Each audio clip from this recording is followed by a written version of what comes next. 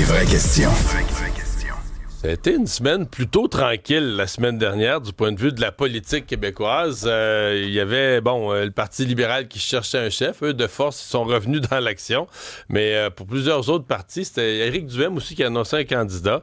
À plusieurs autres partis, on était comme en prolongation des vacances des fêtes. Ruba Gazal, porte-parole de Québec solidaire, est avec nous. Bonjour. Bonjour. Moi, je suis là. C'est la reprise d'aujourd'hui, là? Oui. J'ai repris la semaine passée tranquillement. Okay. Là, mais, 2026, c'est une année d'élection. Québec solidaire avait vécu de la croissance dans les 2 dernières élections en nombre de députés. Est-ce que vous êtes inquiète que cette année, ça va être l'année de la décroissance? Je vois pas les choses comme ça. Là. C'est sûr que moi, je suis bien en selle. Je suis porte-parole du parti depuis 1 an, chef parlementaire depuis mars dernier. Sol Zanetti a été élu comme porte-parole pour m'aider dans cette tâche importante pour notre parti, le seul parti progressiste au Québec à l'Assemblée nationale. Donc, moi, je m'en vais là pour gagner, pour garder nos sièges, en avoir plus. Ça a été des moments difficiles. L'année 2025, je le cache pas, c'est une année de transition. Il y a un changement dans le leadership du parti. Mais maintenant, cette année, tout ça est derrière nous, c'est stable. Puis on reste moi, je suis très axée sur les vraies crises là, que vivent les Québécois, c'est-à-dire tout coûte extrêmement cher. Là. Les gens qui travaillent à temps plein, puis ils n'arrivent pas à payer leur loyer, leur hypothèque, leur épicerie. Ça, c'est une réalité concrète. Moi, la dernière session, j'ai posé beaucoup de questions, notamment sur le coût de l'épicerie. Là. On le sait, puis on le voit. Là. Puis cette année, en 2026, qui est prévu, c'est une famille de 4, ça va leur coûter 1 000 $ en moyenne. Mais ça va pas baisser. Fait que on a des propositions là-dessus. Quand vous en parlez, vous touchez une corde sensible chez les gens.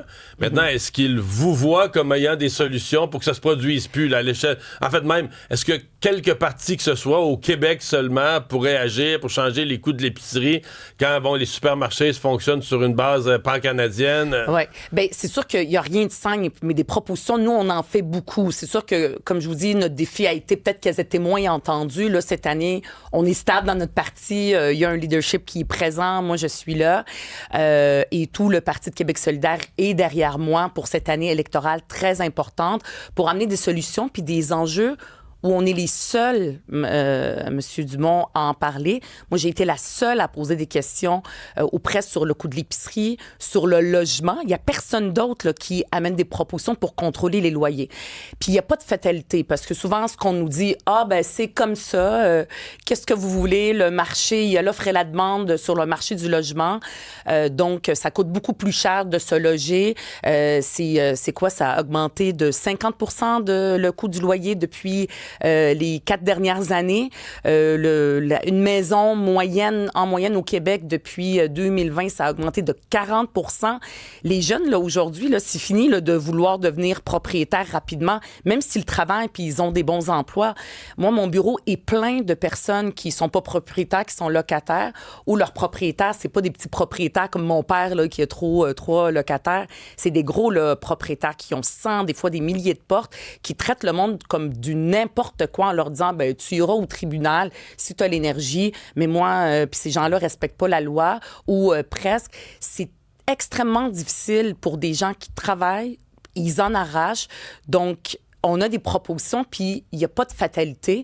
Il y a eu des décisions qui ont été prises par le gouvernement de dire, nous, on a fait ce qu'on peut.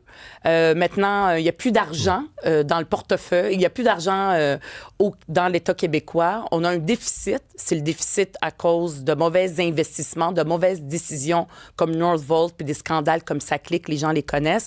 Il n'y a plus d'argent maintenant. Maintenant, on coupe en santé, on coupe en éducation. C'est l'austérité.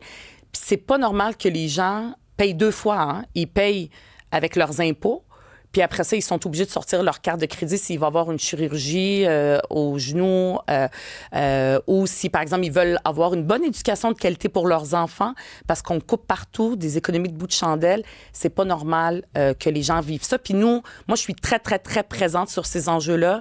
Je suis très présente sur le terrain. J'ai même invité François Legault à venir faire l'épicerie avec moi pour voir comment les gens en arrachent. Puis il me parle beaucoup des gens sur l'aide sociale. On veut les aider. Moi, je lui parle même pas de ça. Je parle vraiment de la classe moyenne. Il y a une mère de famille qui me dit, elle travaille, son chum travaille, ils ont 2 grands-enfants. Puis elle me dit, des fois, avant de rentrer à l'épicerie, là, je stresse, je regarde mon compte en banque, je regarde ma carte de crédit, si j'ai assez d'argent pour aller faire l'épicerie. Elle travaille. Le contrat social est brisé. C'est pas normal, c'est pas une fatalité. On a des solutions, on a plein de propositions, puis on va continuer à en faire. Vous me parlez de François Legault. Est-ce que vous pensez qu'il va rester ou qu'il devrait rester, ou vous pensez qu'il va s'en aller dans les prochains jours? Moi, il me texte pas là, pour me dire c'est quoi ses intentions. Non, il me le dit pas. Qu'est-ce que vous pensez? On n'a pas pris de bière ensemble. Moi, je l'invite de venir faire l'épicerie avec vous. Mais est-ce que vous sentez qu'il est toujours l'homme de la situation? C'est sûr qu'il n'y a plus confiance de la population. Ça, c'est sûr et certain. C'est un fait. Lui, malgré tout ce qu'il a essayé de faire, il a remué ciel et terre, mais je veux dire en montrant que d'aller un peu plus à droite, comme l'ADQ et tout ça à l'époque, ou pour faire concurrence à Éric Duhaime, puis ça n'a pas l'air à fonctionner. Moi, ce que je lui demande, c'est à lui de décider s'il reste ou pas, c'est à son caucus. Moi, ce que je lui demande, c'est d'arrêter de nuire, puis d'être à l'écoute. Moi, j'en amène des propositions. On parlait du coût de l'épicerie, puis c'est vrai que c'est pas simple, là. La proposition que nous, on a amenée, c'est de plafonner les marges de profit qui ont explosé pour les grandes épiceries, puis on les voit, là, les PDG de ces grandes chaînes d'épicerie font des millions de dollars, puis je veux dire, c'est trop. Peut-être que ma proposition est pas bonne. Il n'y a pas de problème. Ce que j'ai demandé, ce qu'on a demandé, puis j'ai proposé ça par motion à la fin de la session dernière, c'est d'avoir une commission pour étudier puis avoir des spécialistes, des experts qui nous disent qu'est-ce qu'on peut faire, nous, de notre côté. Puis il y a d'autres partis qui peuvent aussi amener des propositions puis qu'on en parle parce que c'est une urgence. Ça, c'est une urgence nationale. C'est le quotidien des gens. C'est pas normal que près du tiers des enfants vont à l'école le ventre vide. Un étudiant sur deux au cégep à l'université a faim. Moi, j'ai donné 12 000 $ de ma poche, là, de mon augmentation de salaire, 12 000 $ parce que j'ai de la misère à dormir la nuit, puis voir qu'on a des étudiants qui ont de la misère à manger, puis d'étudier, c'est leur réussite qui est mise en jeu. Puis le premier ministre, ce que je lui demande, c'est de nous écouter, puis de dire oui des fois aux propositions qui sont faites par la population ou par nous, et d'arrêter de nuire. C'est ça qu'il doit faire, François Legault. La semaine passée, on a un collègue, Antoine Robitaille, qui a commis un texte sur le Venezuela en disant ça, c'était le genre de modèle, là, les pays socialistes, la révolution socialiste, les inspirations de Québec solidaire, un pays où tout est en pénurie, l'économie est à terre, il n'y a plus de médicaments. Non, mais c'est pas l'exemple que tous les modèles socialistes, mais il y en a peut-être qui ont fonctionné. Tous les modèles socialistes finissent en désastre comme ça, non? Non. Dans l'histoire, il n'y a pas juste ça. Il y a eu aussi des Très souvent? pays... Non. Il y a eu des pays où il y a eu... tu sais, même, je vais prendre le Québec. On n'a pas besoin d'aller aussi partout au Québec. Les gens tiennent à notre modèle québécois qui est de payer de l'impôt. Puis de s'assurer que l'argent d'avoir pas de service de santé, pas de qualité d'éducation, payer de l'impôt, puis de rien avoir qui marche. C'est exactement ce que je vous dis. Un gros fonctionnariste, puis rien qui marche. C'est exactement ce que je vous dis. Je veux dire, on n'a pas eu depuis les 20-30 dernières années des gouvernements de gauche, là. Il n'y a pas eu de gouvernement de gauche. C'est tous des gens depuis Lucien Bouchard qui nous disent faut réduire le déficit, faut réduire la dette, puis il faut être économe. Il y a eu l'austérité du Parti libéral, puis il y a l'austérité caquiste maintenant qui coupe partout, coupe des professionnels dans les écoles pour nos enfants, partout.